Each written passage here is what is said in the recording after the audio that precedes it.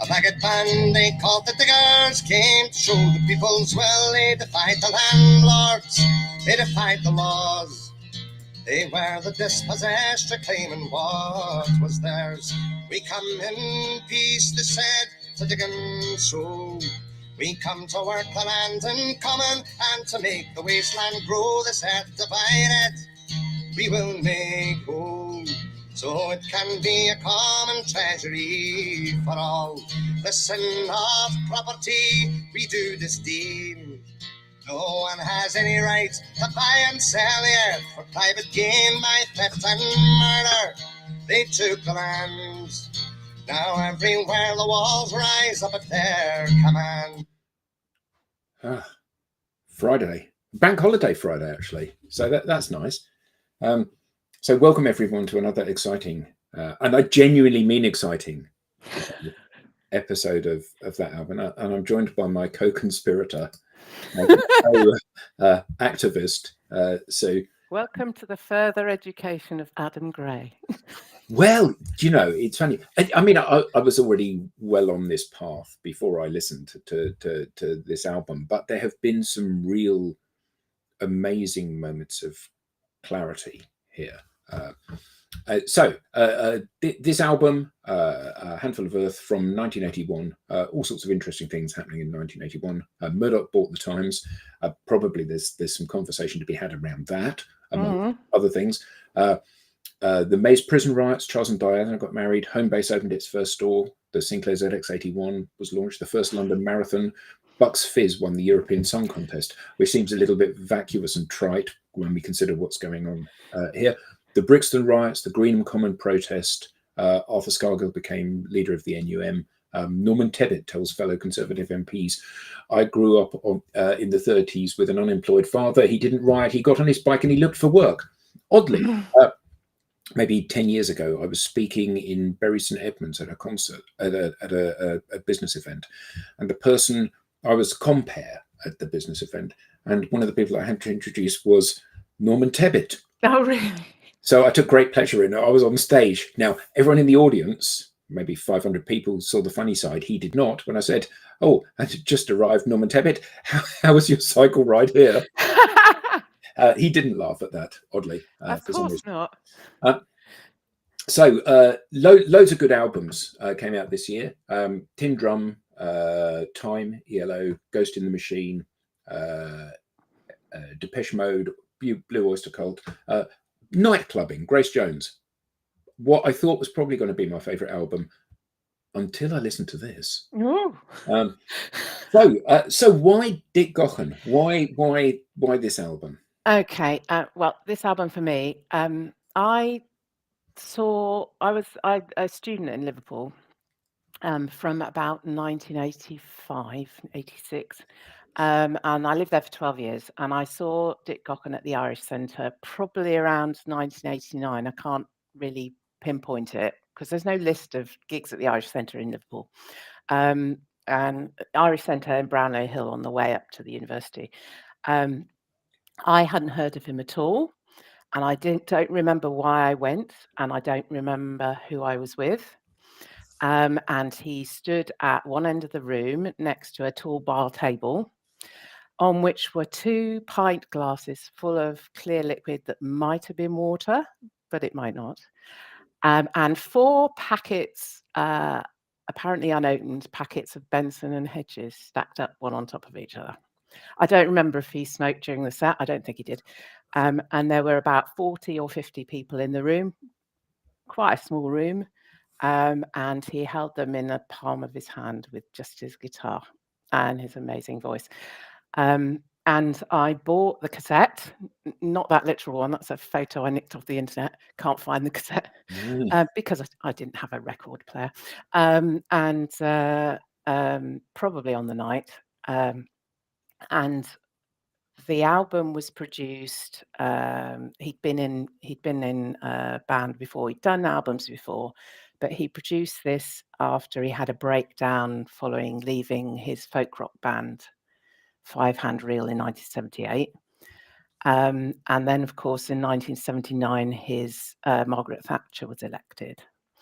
And he had said that he was more a chronicler than a protagonist for his political views in the past. And this album was time to stop reporting and start participating. But it's not just about politics, this album. It's a tribute to all it means to be a human being in Scotland and Ireland. So it's about peace and justice, peace and violence, justice and injustice, nature and human nature. And I wonder if anybody in the audience has ever heard of Dick Gaughan. I suspect possibly not. I No. know that he is not a well-known artist. And I mean, you mentioned before we started about Billy Bragg. I can't bear Billy Bragg. Never have been able to bear him. I think he's the very worst of folk music, and unfortunately, he gets airtime that people like Dick Gaughan should get, because he is unique, isn't He's he? easier on the ear. Yeah, well, understandably, you will have done at the time. Way! Oh, good. So John Peel called Dick Gaughan one of the 5 or 6 greatest voices of our time. And he was on John Peel's show more than 5 or 6 times, including 3 solo sessions. Stuart Lee, do you know Stuart Lee, the comedian? Yep. He listed A Handful of Earth as one of his 13 favourite albums of all time. Yep. So there are an awful lot of people who I respect. I didn't know this until I went looking to find out more about the album for this show. Think that this is one of the seminal albums, folk albums, and it's absolutely adored in Scotland, as far as I can tell. And it's one of the few of his albums that is available digitally remastered. And we'll talk about that later. Peter, what is that Which favourite album? Which song? Is it the same as Adam's or mine? Yeah, indeed. So one of the notes that I have from this is about his guitar playing. Yes, that's your thing. Yeah. So really interestingly, so most guitarists have chosen whether they're going to flat pick with a plectrum, like flat pick with a plectrum like that, or whether or not they're going to thumb pick or finger pick with a plectrum like that. And he does both on this album. So some strumming and picking with a flat pick and some finger picking. Yeah. Just you wait. Yeah. Well, we should look forward to that. It's open-tuned as well. Yeah, absolutely. So he has recorded extensively as a session musician and has been called one of the finest and most original guitarists in the British Isles. And the full enormity of his talent as both I think in 3 areas. He's an extremely good guitarist. He is an exceptionally good singer. But above all else, he is an incredible performer. He stands feet apart on the stage and he doesn't prance around. No. He just absolutely no, certainly not in this company. So he just commands, doesn't he? And as I said to you, Sue, before we went on, I downloaded a video which was a Ken Loach documentary on the miners' strike called "Which Side Are You On?" And in that, the opening song is Dick Gaughan and the closing song is Dick Gaughan. He doesn't crop up elsewhere. But amazing seeing him, with clearly a very friendly audience for him and his narrative, but with a huge audience of people just standing there with his guitar singing. Yeah. Just phenomenal. I mean, talk about charisma. A dictionary definition of charisma. And he walked the walk, obviously, not just doing benefit gigs, but I think he was chair of one of the Scottish miners' support groups during the miners' strike. So he was very active at that time as well. Yeah. So I haven't seen that documentary, so get you to send me the link again. When this came out, critical reception was universally positive. You know, everything was giving it 5 stars, 9s out of 10. You know, just absolutely loved. In 1989, it was voted Album of the Decade by Folk Roots in both the critics and the readers' polls.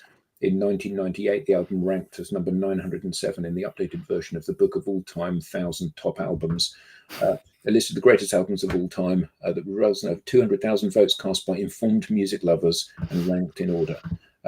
In the earlier 1994 edition of the book, which presented lists of albums of all sorts of genres, this was named the 34th best folk album ever. Yeah. It's and people don't know it, and they don't know who he is. It's amazing, isn't it? No. Yeah. Should we kick off with a song? Yes, let's do that. Let's get cracking. So do you want to tell me what this one's called? Because I can't pronounce this. Yeah, it's called Eringo Bra, which means Ireland forever, and it's a slang term of abuse, and it. We'll talk about the song. Well, this song sets us off with, you'll know who you're dealing with, because this is a song about a man from the west of Scotland who is mistaken for an Irishman in Edinburgh and has a run-in with the police. And it's also worth saying that Dick Gaughan, I mean, clearly he's an old man now because he's 77. Yeah, I think he's 87, isn't he? I don't think so. Oh, it's all right. We'll check. Anyway, whatever. When he was younger, he's not somebody you would want to get in a scuffle with. No. Because he looked like he was a proper tough individual. So here we go. Eringo Bra.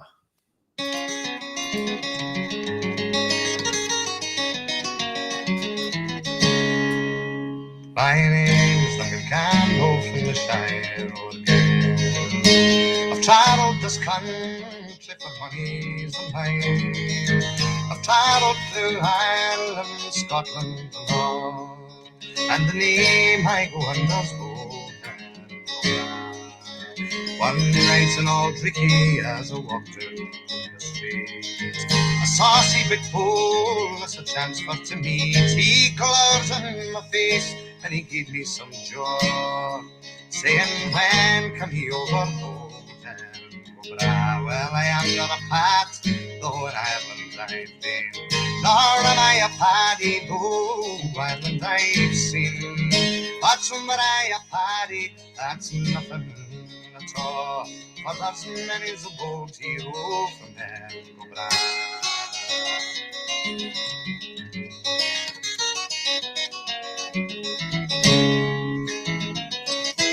I mean, just unbelievable. Yeah, it's great, isn't it? And this is, a lot of the songs on the album are traditional songs that are arranged by him. So this one was probably written by a chap called Robert Tannahill, who was known as the Weaver poet and was a contemporary of Robert Burns. He died in 1810. So, and it was set during the time of the 1798 Irish Rebellion during the Napoleonic Wars, which was brutally suppressed, but informed Irish nationalism. So we've got Irish and Scottish, and being mistaken for Irish if you're Scottish from the Highlands. Yeah. I mean, I think that for me, so this last week has been really a really interesting musical week for me. So I've listened pretty much exclusively to 2 albums. Mm-hmm. So I've listened to this, and I've also listened to it because I bought a copy of this month's Guitarist magazine, and in it there is an interview with Dave Stewart from the Eurythmics. Yeah, and he's just brought out a new album called Dave Does Dylan. That's kind of quite catchy. Where he's covering Dylan songs, and it's mostly just him and his guitar. Mm-hmm. And does he do the Lonesome Death of Hattie Carroll though? He doesn't. No. Oh, shame. And one of the things that, and in fairness to Dave Stewart, it is a very charming album, and generally my knowledge of Dave Stewart was quite limited. You know, he was a guy that played synthesizer whilst Annie Lennox sang, and it turns out that he's a reasonable guitarist. But actually, you know, Peter or I are every bit as good a guitarist as Dave Stewart. And I should think, imagine Peter or I can sing every bit as well as Dave Stewart. So he's not a very good guitarist and he's not a very good singer. It's a charming album, which is stark contrast to Dick Gaughan. Yes. And neither Peter nor I can play the guitar or sing as well as Yes, Dick and Gaughan. Dick Gaughan isn't a millionaire. No, very true. So he should be. Maybe, perhaps. Anyway, Well, he I wouldn't. think it would be. He'd give it away anyway. He wouldn't want to be. No. So that song is a lot of these songs stand up now as songs. Never mind, the enjoyment of listening to the fantastic playing and the lovely singing, but they stand up. So this one, the last verse is, "Say, come all you young people, I won't try and be Scots. Where'er you're from, I don't give a damn to which place you belong. I come from Argyll in the Highlands of Braw. But I ne'er took it ill being called Erin go Bra." So, a lot of this is just, it's just so relevant. Yes, they did. I've got the Oddly, we were just talking about that before the show. about the red flag. Yes, Yeah. we'll come to that later. So a great intro to the album. Yeah. And a very, I think one of the things that's quite interesting about this album for me is that even though it is him and his guitar, and it is very much a vocally led album with a little bit of guitar accompaniment and some interludes. There's a massive breadth of style and technique, both vocally and guitar-wise, on the album, and it shows a level of diversity, not just of technique and skills, but also kind of style and belief. Yeah. Come on, let's crack on. Right, so Now Westin Winds, which is his favourite ever song, apparently. Oh, lovely. It is beautiful, isn't it? So this is a nice contrast, a beautiful love song written by Robert Burns. And it's, I think there's the subtitle, the alternative title of the poem that Robert Burns wrote was called Song Composed in August. So that's quite appropriate for us. Yes. And he writes about his charmer, Peggy Thompson, who he met when he was 17 years old, spending a summer in Kirk Oswald, where he was supposedly, Robert Burns, this is supposed to be learning trigonometry, but got distracted. Yes. And it's about the twin arts of hunting and lovemaking. Fantastic. So here we go. So Now Westin Winds.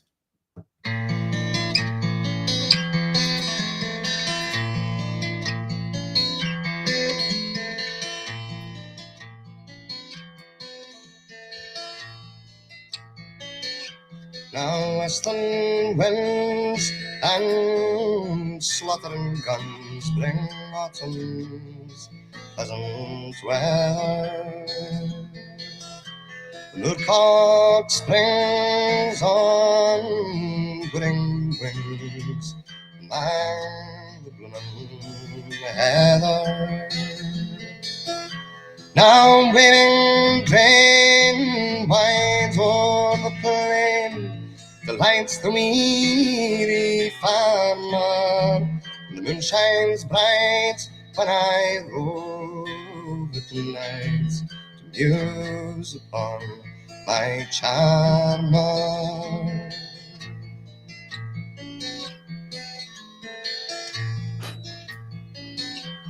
Partridge absolutely beautiful. Yeah, it's lovely, isn't it? Beautiful.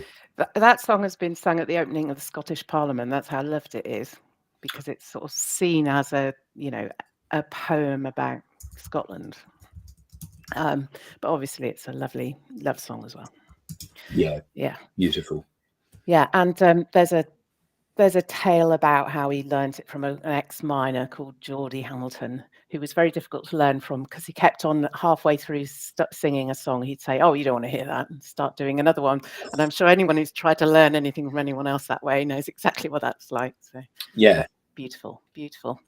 Yeah, absolutely. I've got loads of video stuff, to share, and I'll do that later in the comments. Yeah, I mean, he is one of there's a fantastic thing that he did for a BBC documentary, and the name will come to me of the documentary, where he's wearing like a pair of aubergine coloured trousers and a shirt, and he's standing performing some of these songs with a It's a documentary about him. yeah. You kind of, when you watch that, you get a real sense of just how much talent he has. Yeah, and Because, confidence. yeah, and but confidence rather than arrogance. You know, he's standing there Yeah. delivering a message in which Mm. he has 100% conviction, and it's Yeah. remarkable to watch him. So, Craggy Hill. Yeah, Craigie Hill. Yeah. Again, this is a traditional song he arranged, and Craigie Hill is a hill overlooking Perth in Ayrshire, and this is written as a overheard conversation between two Scottish lovers, one of whom has decided to emigrate, and Dick has a website which is no longer accessible online, but it is in the Wayback Machine. And he said about this, so many Irish songs of emigration speak in glowing terms of great success and joy in the promised land of America.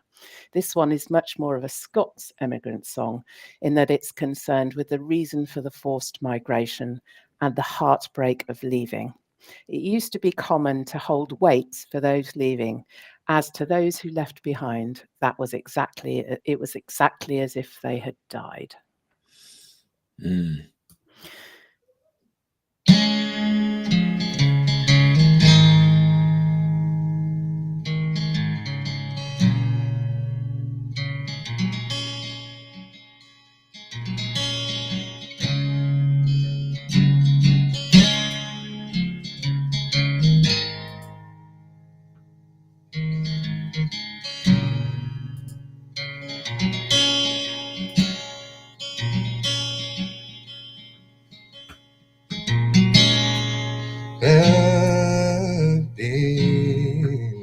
In spring, and the small birds they were singing down by Shinny Harbor, a carelessly did stray, where the thrushes they were warbling, the violets were charming. For you two lovers talking while I delay. She said, my dear, don't leave me all for another season. Though fortune may be pleased, and I'll go along with you. I'll forsake friends and It's a beautiful tour de force of almost a cappella singing, isn't it? Mm, mm. Yeah, and there's no studio tricks on this album. I mean, No, not a whole heap of auto tune going on. no. But they did work really hard because the best I've ever done, and couldn't do a better one, and I agree with that really. But yeah, it's marvelous. And the other thing about this, I think, is that if you think about this song in the context of the current debate about immigrants, both here and in the US, it's sort of such a contrast because it's the humanity in this song. And the other thing I noticed looking back at the lyrics is that this young man, having been colonized, if you like, can only see his future in going to America and becoming a colonist himself, which is particularly tragic. Yeah. But as far as I'm concerned, lovely though that song is, it's just really treading water for the next song. Which So, is your favourite. yeah, The World Turned Upside Down, which is just a truly breathtaking song. And as we were chatting, ahead of going live, the stories that are told in these songs are really powerful stories. Mm. And this song, are just absolutely outstanding. I mean, one of the verses well, two of the verses in here, in the middle two, the sin of property we do disdain. No one has any right to buy or sell the earth for or private gain. By theft and murder they took the lands. Now everywhere the walls rise up at their command. Had you heard about the Diggers before this? I haven't. No. Okay.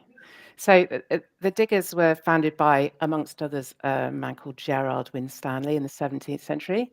And they called themselves the True Levellers. And they sought to reform the social order by peacefully creating small egalitarian rural communities and farming on common land, which was illegal. It's an interesting time because the lyrics start in 1649. All this happened in 1649. Most of it, although, this was the year of the trial and execution of Charles I. It was the time of the Reformation, and the country was full of people who'd been brought up Christian, Catholic in particular, but not all Catholic, there were Protestants as well. But the established systems were all disintegrating, and new sects were springing up all over the place, including Quakerism. So George Fox, I was brought up a Quaker. George Fox, the founder of Quakerism, was first imprisoned for preaching, because you weren't allowed to preach if you weren't a preacher, in 1649. So it's really a time of great spiritual and political upheaval in the country. It is, and actually that leads very nicely into the next verse, doesn't it? They make the laws to chain us well. The clergy dazzle us with heaven, or they damn us into hell. We will not worship the God they serve, the God of greed who feeds the rich while poor men starve. I mean, this is powerful stuff. To answer your question, Peter, wherever it's gone, he's playing a D28 at this point in his career. So here we go. The world turned upside down.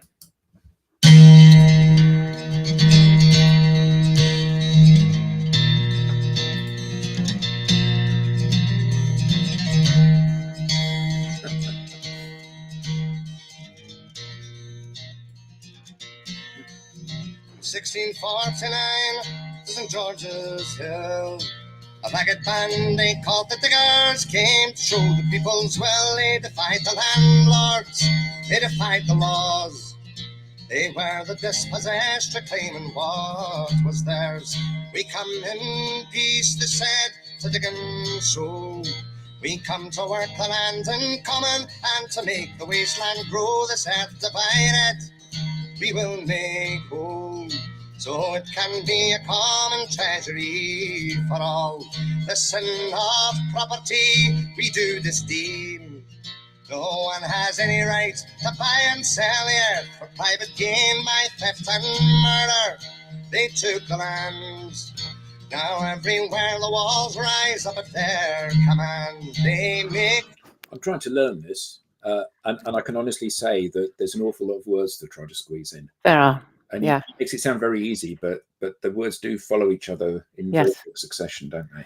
I want to pick up on the Billy Bragg comments because, obviously Billy Bragg made this this song much more popular, but Billy Bragg decided to record this song having heard Handful of Earth, and also apparently did a lot of benefit gigs alongside doing benefit gigs with Dick Gaighan during the 80s. He did them with Roy Bailey, who with Leon Russellson wrote this song.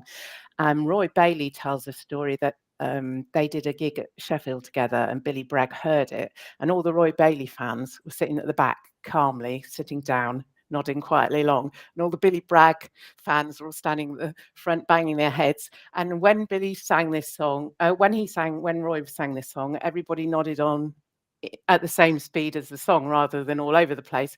And that's why Billy decided he wanted to record this song. But although I believe Billy's version rather than Roy Bailey's version. This version is a lot softer than the Billy Bragg version, obviously. Yeah, so on the subject of Roy Bailey, he did a great album with Martin Simpson about 10 years ago called Sit Down and Sing. Yeah. Which if ever anybody wants to feel the happiness being sucked out of their evening, that's a great album to listen to because it is it is a truly miserable Oh, miserable view of the world. But it does have some fantastic songs like Palaces of Gold and stuff like that, yeah, which are yeah. remarkable. So on to the last song of side one. Mm. The snows, they Melt. melt the soonest. Yeah.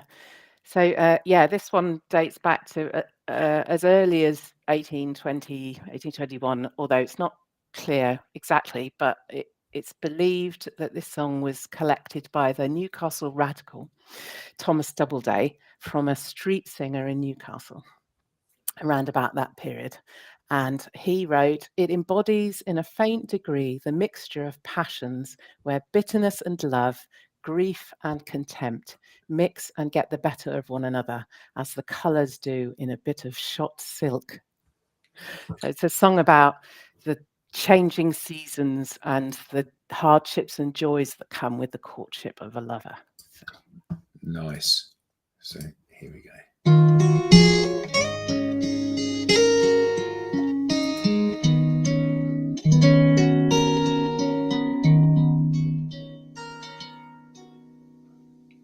The snows, they melt the soonest when the wind begins to sing. The corn it ripens fastest when the frosts are settling. When a woman tells me that my face she'll soon forget, before we part I'll wait to croon. She's fain to follow it yet.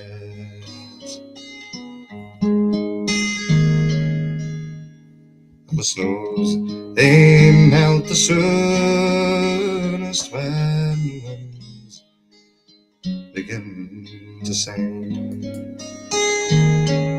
The swallow flies without a thought, as long as it is spring. When spring, I think one of the things that I find really amazing. So this is Topic, isn't it? The record label. Mm-hmm. This is recorded. They are very, very good at thinking about the order they're going to place the songs on the album. Mm-hmm. And this is a lovely end to side one. Yes. It feels like it's kind of obviously you want to go on to side two, but it feels like it's encapsulated that side in like an entity on it and Yes. itself, I think. It rounds it off. It's about the end of a relationship. And yeah, and it's interesting, as we were talking before, about views of working people and how this album is about that, and also about how folk music can be very miserable. There's something that Dick wrote about this on his website. He said, "As I have said elsewhere on many occasions, there is much more to the lives of ordinary working people than the struggle to survive. The view put forward by, for example, George Orwell in his insulting portrayal of the working class in The Road to Wigan Pier, I find grossly offensive and dehumanizing. I'll cut this short. I can understand how our poverty might have looked to the guilty conscience of a former pupil of Eton, but he totally missed the point and might as well have been visiting Mars. He was incapable of seeing beyond superficial appearances and appreciating that we are human beings who experience the full range of human life and emotion." Yeah. He's not He's a somebody. very clever man. Yeah, as I said, well, interestingly, Roy Bailey was a professor of sociology at Sheffield University, Mm-hmm. and in the latter years of his life, when he was in a home, one of the nurses came in and said, "Oh yes, Roy, how would you like me to address you?" To which he said, "Professor Bailey will be sufficient, thank you." And Dick Gaughan, another one, seriously clever individual, and not somebody that you would ever want to be in a debate against. No. because incredibly well read, incredibly well versed, and with a very different perspective on life to many of us. So anyway, so that's the end of the first side. You've flipped the album over, you've put the needle in the groove, and you're presented with Gaughan, First Kiss at Parting. And Yeah. sorry, go on. So this is another emigration song, but this one is Ireland, and that's Gaughan, which is a traditional song. And then First Kiss at Parting is a little ditty that Dick wrote, a little instrumental that goes on the end. So here we go.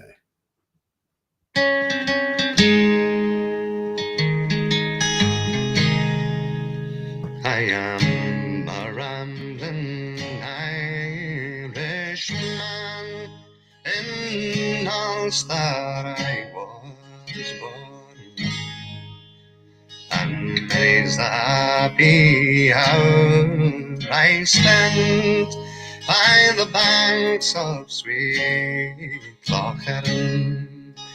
For to live good I could not endure thy colours of my station. To America I sailed away and left this Irish nation. Right, tan-tan-na-na, tan-tan-na-na, right, tan-tan-na-na-na-na-na-na-na.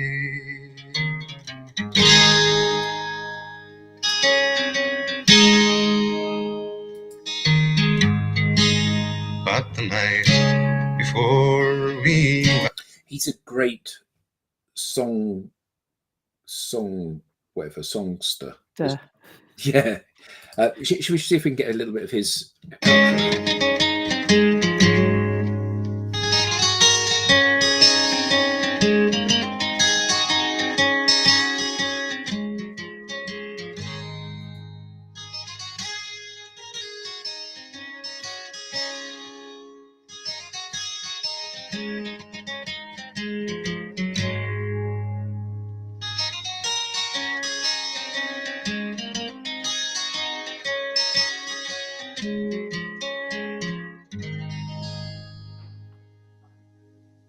Lovely.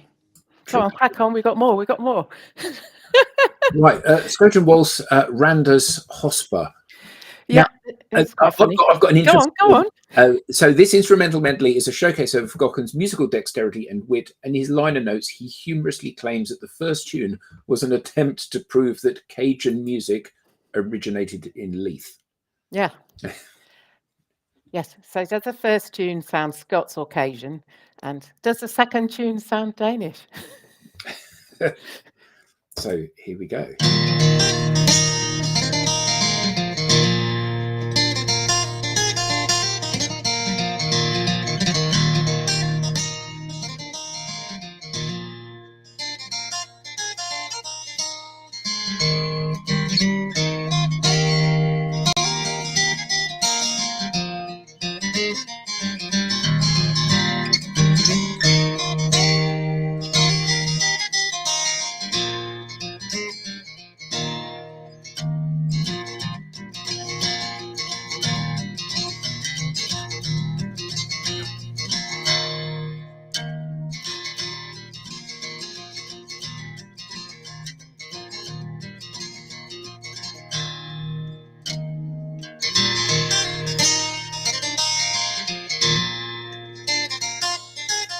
One of the things that I really love about his playing is that although he's an incredibly gifted and talented and innovative guitar player, the impression that I get is that it's always playing a subservient role to telling the story that he wants to tell. Mm-hmm. So he's not ever playing and being flashy or overly dexterous for the sake of it. He's not trying to show off, simply trying to communicate the story, which I just think is delightful.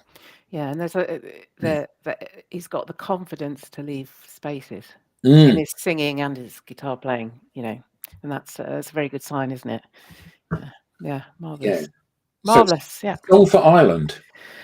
Yeah. So we got 3 more songs, 3 fabulous songs. This one was written by Phil and June Colclough, who are friends of his. He didn't know that they'd written it when he heard it, in fact. And it's inspired by a trip that they took to the Dingle Peninsula. And obviously it's a hymn of praise to the beauty of Ireland, but it's got a little sting in the tail. And I have read, someone wrote, the dream of a land where no one has to fight is one we would all share, but somehow we always manage to screw things up in the end. I think this is incredibly evocative of being on the west coast of Ireland. You could almost be there. And it reminds me of my visits to Ireland and Northern Ireland during the 80s. I met, when I went to Northern Ireland, I met Terry Waite in Derry before he got kidnapped, and found out about the reconciliation work there. But the west of Ireland is just gorgeous. In fact, most of Ireland is gorgeous. Beautiful, yeah. It's a beautiful place. So let's have a listen to this.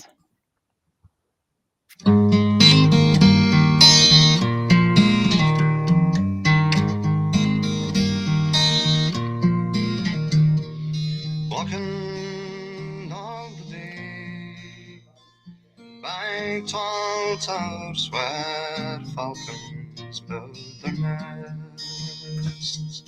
Silver winged they fly, they know the call of freedom in their breasts. Saw black head against the sky with twisted rocks that run to the sea. Living on your western shore, saw summer sunsets, asked for more. Stood by your Atlantic sea and sang a song for Ireland.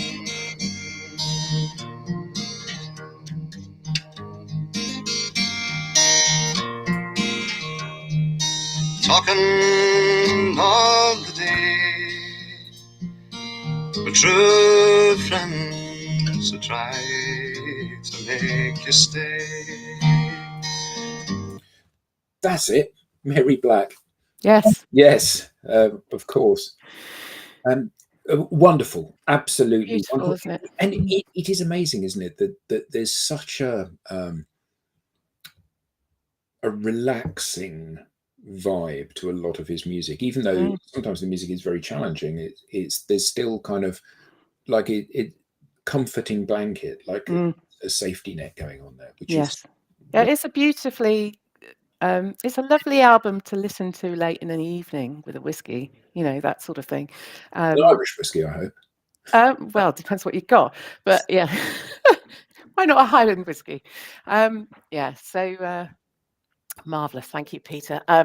It is gorgeous, and it's a contender for my favorite on the album, but I find it very difficult to pick a favorite. Yeah, well, I find it quite easy to pick a favorite, and I'm quite easy to pick a second favorite as well. All right. Which is the next song. Yes. The Workers' Song. Now, this, as I said to you before we started, the lyrics in this had a very profound and awakening effect on me. The lyric of the opening of this is, "Come all of you workers who toil night and day, by hand or by brain to earn your pay." And it is that idea that working class is not necessarily manual work. It is any work where, the old definition of working class is where you have to work in order to survive. Yes. And I think this certainly, with the first time I really heard this, I was very, very beguiled by it. So I thought, I wonder who wrote this. So I look at it. You found out. Ed Pickford wrote this, and I thought, I wonder if I can find Ed Pickford. So I found Ed Pickford, and I sent him an email saying, "Oh, did you?" Saying, "Hi Ed, I just wanted to say I've just listened to this song for the first time, and I'm completely blown away. I found it incredibly moving." Oh, bless you. And like immediately an email bounced back from him saying, "Oh, I'm really pleased to hear that. Which version did you hear?" And I said, "Dick Gaughan." And he said, "That is, without any shadow of a doubt, the best interpretation of my song." And he said, "I'm forever grateful for Dick for recording this." And I just thought, I agree. A, what a lovely thing to say, and B, what a lovely bloke. Yes. How lovely is that, eh? Yeah.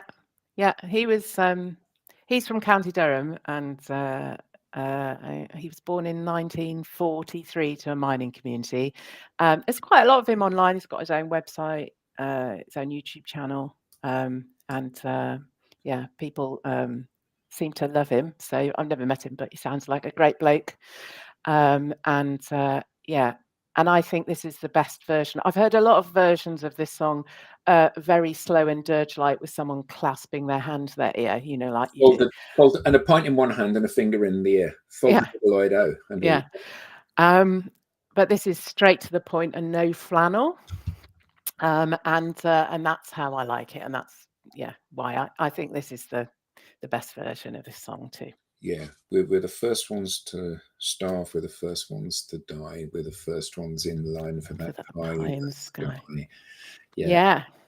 So, and the second, I think it's the second and third verse are the ones relevant for our times, which is, you know, your skills are not needed. They streamline the job with a slide rule and stopwatch. Your pride they've robbed. And then when the sky darkens and the prospect is war, who's given a gun and is pushed to the fore and expected to die for the land of his birth when he's never owned one handful of earth?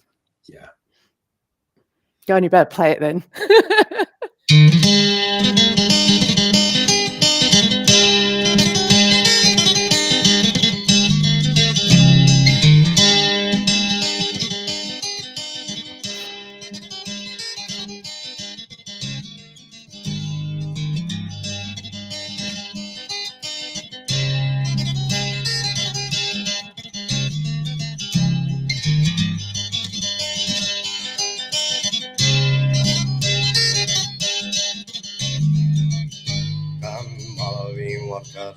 We toil night and day by hand and by brain to earn your pay, who for centuries long past for no more than your bread have bled for your countries and counted your dead in the factories and mills, in the shipyards and mines. We've often been told to keep up with the times, but our skills are not needed. They've streamlined the job, and with slide rule and stopwatch our blind they have robbed. But when the sky darkens and the prospect is war, who's given a gun and then pushed to the fore and expected to die for the land of our birth, though we've never owned one handful of earth?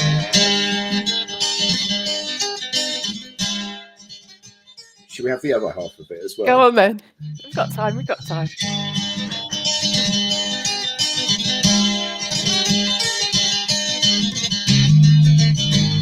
the first ones to starve. We're the first ones to die. We're the first ones in line for that pie in the sky, and we're always the last when the cream is shared out. For the worker is working when the fat cat's about. And all of these things the worker has done, from tilling the fields to carrying the gun. We've been yoked to the plough since time first began, and always expected to carry the can.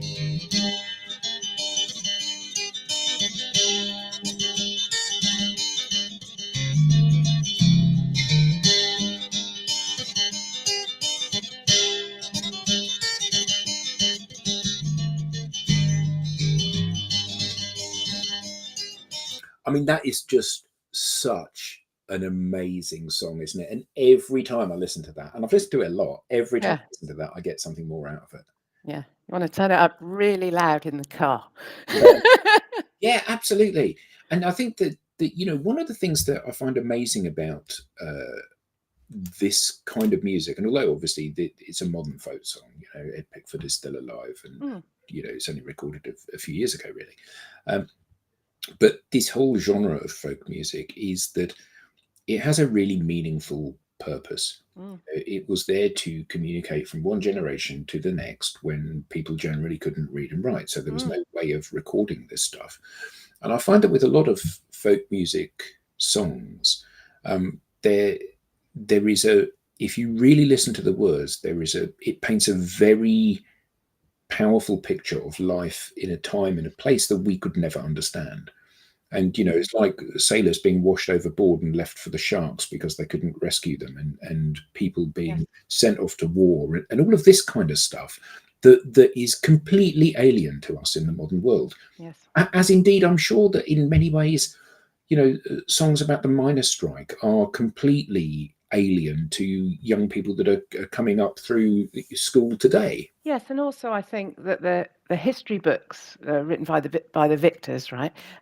So if you, for example, the earliest song based at the time of the Napoleonic Wars, there were lots of things going on, for example, around those times, like the effects on the weaving community of the upheaval caused by the war, which of course never appear mostly in history books.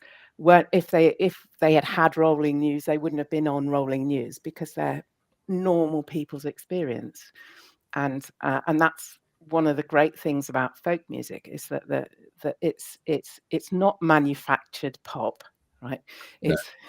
It's contemporaneous history making, and therefore it's got credibility, and that's still valid now. And the people who are making folk songs now about what's happening now are doing the same thing. So that's what I think. And I don't even think that it has. I think the key thing is that it has real power that can land a knockout blow to the listener in a way that, as good as Taylor Swift is, and she is good, whether you like her music or not, she's a great performer. Yeah. And she's incredibly talented. She's incredibly successful about it. But I can't imagine that anybody sits up in the middle of the night after listening to one of her songs or one of her albums and says, "Oh my God, what am I doing with my life?" Yeah, exactly. I need to get down to Parliament Square and get arrested quick. Yeah. That's not the normal output from such a song, is it? Such an album. Not that I'm suggesting anything. No. So that brings us to the last song of the album. Yes. Both Sides of the Tweed. Yes. Which is kind of a nice. So the side 2 of the album, the B side, is very much like the side 1 from that perspective, isn't it? It's got a couple of bangers. It's got some really nice love songs and songs about traveling, and it's got something quite soothing to finish off the record with.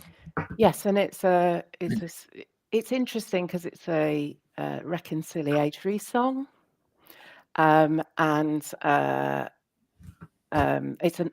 it was written in 1707. This song, but about the Treaty of Reunion, but it's been reworked, and Dick wrote this tune, so it's his thing, and it's interesting because his views about the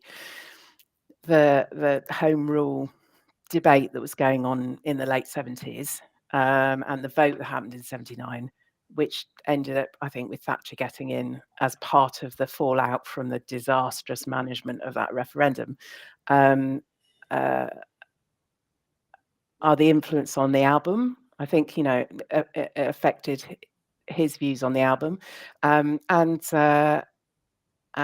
his feelings at the time about what was happening to his country.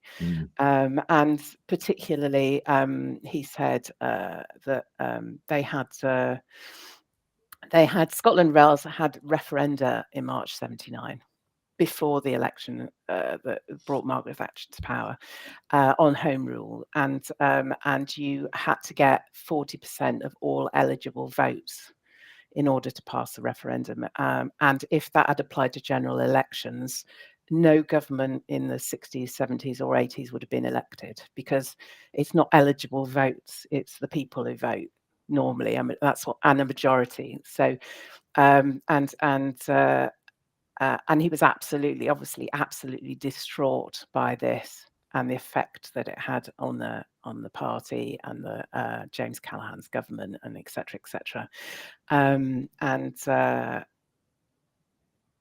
he thought it was indefensible. So that was, I think, why he recorded this song, and possibly why he recorded this album. And well, it's history repeating itself maybe again. But it's absolutely beautiful, and I wonder if it is my favourite song on the album because of its feelings about peace and making peace. So here we go, Both Sides of the Tweed. What's the spring breathing jasmine and rose? What's the summer with all its gay train? Of the splendor of autumn to those who bartered their freedom for gain. Let the love of our land, sacred rights, to the love of our people succeed. Let friendship and honor unite and flourish on both sides the tweed.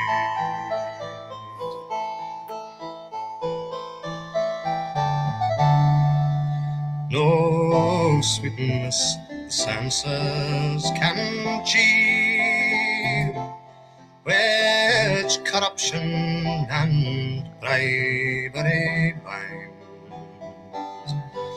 No brightness that gloom can e'er gleam, for honors the sun of the mind. Let the love of our land, sacred rights, to the love of our people succeed. Let friendship and honor unite and flourish on both sides the tweed. It's a really moving song, isn't it? It is absolutely marvelous, and there's a lot of work to be done. That's how I feel about what's going on now, and things like that can inspire you to do that. I wanted to say a little bit about what's happening with him now, because do. He had a stroke in 2016 and retired from performing in 2017, and he's also now legally blind. He's very poor eyesight, but he's been living quietly in Edinburgh since then, so for the last 8 years or so. But in January of 24, he made a surprise appearance as a guest of Billy Bragg at the Celtic Connections Festival, and walked on and sang the Red Flag, which we mentioned, and said some quite amusingly beautiful things. And then this year, Colin Harper, the author Colin Harper, launched a Kickstarter to create an 8-disc box set of his work, which raised triple its target. And it was promoted by Billy Bragg. I'm a big Billy Bragg fan. Yeah, I'm not anti-Billy, honest.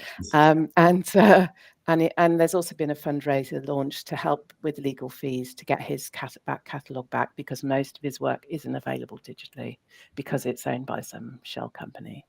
And he's been on BBC Radio Scotland recently, so he's obviously coming out of his shell, which is marvellous. And long may it continue, and let's hope some of his other albums get more attention soon. Yeah, absolutely. So, thank you, Sue.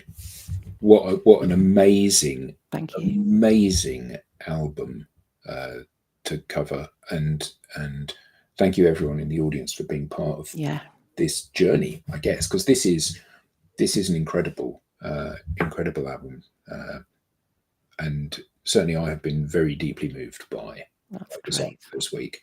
I'm delighted to share it with you, Adam. Yeah, well, thank you very much. So probably not going to have a show next week, but we'll be back as normal the week after. So thank you all very much for joining. Thank you, Sue, and please come back again with another incredible album. Okay. And to everybody,